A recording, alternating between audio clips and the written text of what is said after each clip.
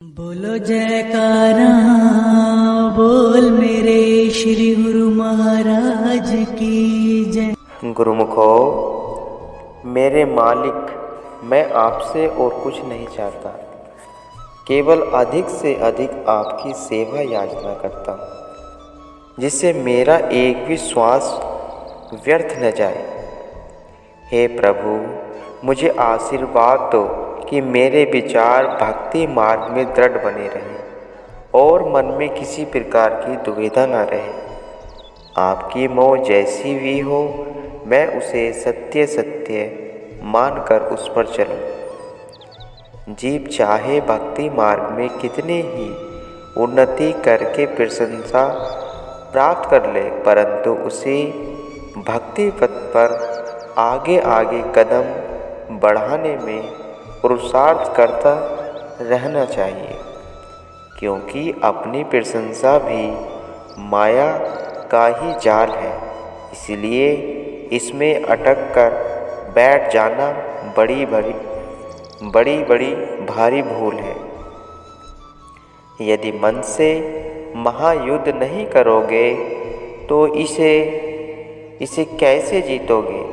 किंतु वह शक्ति मालिक की कृपा के बिना प्राप्त नहीं हो सकती, और कृपा दीनता के द्वारा प्राप्त कर सकते हो। सद्भावना धारण कर कार्य अवश्य करो, परंतु सफलता या असफलता मालिक के हाथ में है। परिणाम जो भी निकले उसकी चिंता मत करो।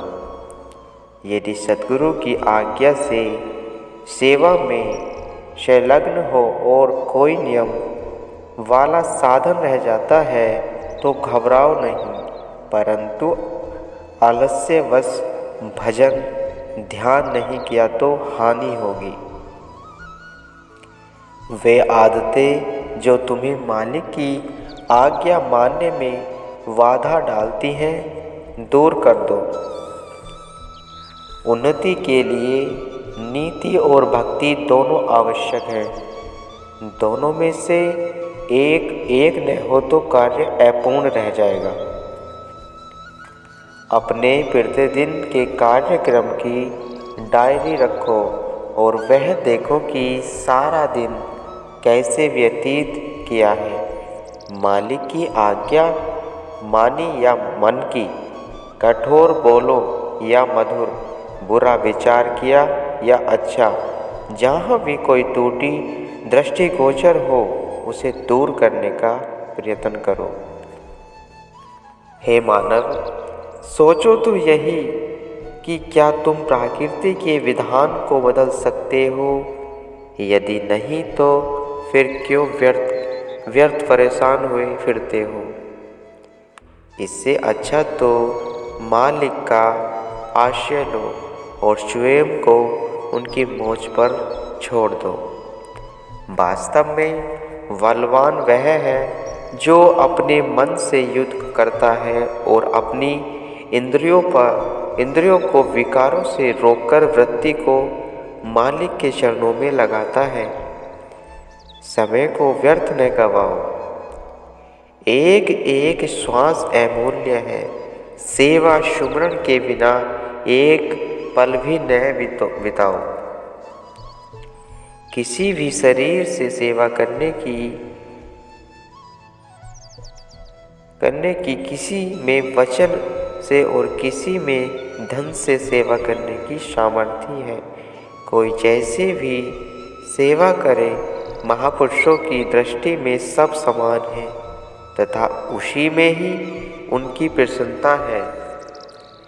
प्रतिदिन एकांत में बैठकर प्रभु से अपने हृदय की बातें करो और भक्ति मार्ग पर चलने की शक्ति की याचना करो। जो शक्ति तुम्हें प्राप्त हुई है उसे सेवा में खर्च करो। अहंकार से बचने के लिए भजन ध्यान करो। जिसको जो सद्गुरु की आज्ञा हो उसके लिए वही भक्ति है। लोग छुट्टियों और त्योहारों में अपना समय मनोरंजन में व्यतीत कर देते हैं। इसकी अपेक्षा भक्ति जन अवकाश का समय सद्गुरु के दर्शन और सेवा में व्यतीत करते हैं। समय समय तो दोनों के बीत जाता है, परंतु प्रथम प्रकार के लोग अपने लिए मानसिक अशांति और दुख एकत्र कर लेते हैं, और दूसरी श्रेणी के लोग अर्थात भक्तिजन परम आनंद व परम शांति को प्राप्त करते हैं। यदि तुम्हारी कदर कोई नहीं जानता तो किसी पर दृष्टि दोषारोपण न करो, किंतु यह समझो कि अभी मैं इस योग्य नहीं हूँ। कम परिश्रम करके अधिक फल की इच्छा मत करो। जो सेवक फल की आशा रखे बिना आठों याम सेवा में संलग्न रहता है, वह मालिक से सब कुछ प्राप्त कर सकता है, और मालिक भी उससे गुप्त कुछ नहीं रख सकते हैं। मालिक द्वारा प्रदान की हुई देन का शुक्र करो और प्रतिदिन कुछ समय निकालकर भजन में बिताओ। किए हुए पापों के लिए हृदय से पश्चाताप करो और भविष्य में न करने का प्रण करो। गुरुमुखो, धनवान वही हो सकता है जिसका व्यय कम और आय अधिक हो। इसीलिए अपनी शक्ति को जो कि दिन प्रतिदिन क्षीण होती जा रही है, यदि बढ़ाना चाहते हो तो मौन रहकर एकांत में भजन अभ्यास का नियम बनाओ। सद्गुरु की कृपा देखकर अभिमान न करो, सदैव सचेत रहो। एकत्र किया हुआ खजाना कहीं अहंकार द्वारा खो न बैठे। जिसके मन में मालिक का भय नहीं होगा, वह बुराई से बच नहीं सकता। भय न होने के कारण जब हम जरा भी आध्यात्मिक उन्नति करते हैं तो अहंकार हमारा पतन कर देता है। इससे बचने का एक ही साधन है कि हर समय मालिक को सर्वव्यापी समझे, ताकि उनका मन भी वह न बना रहे। जिंदगी को पानी के बुलबुले के समान समझो, क्योंकि पता नहीं कि कब इसका अंत हो जाए। इसीलिए ऐसे क्षणभंगुर शरीर से कुछ आत्म कल्याण का कार्य ले लो। चिंता को छोड़कर चिंतन करो, क्योंकि मालिक का चिंतन करने से तुम्हारी सभी चिंताएं छूट जाएंगी। जिसमें नम्रता वह पश्चाताप नहीं, वह उन्नति वह सुधार नहीं कर सकता है। गुरुमुखो, अन्य समय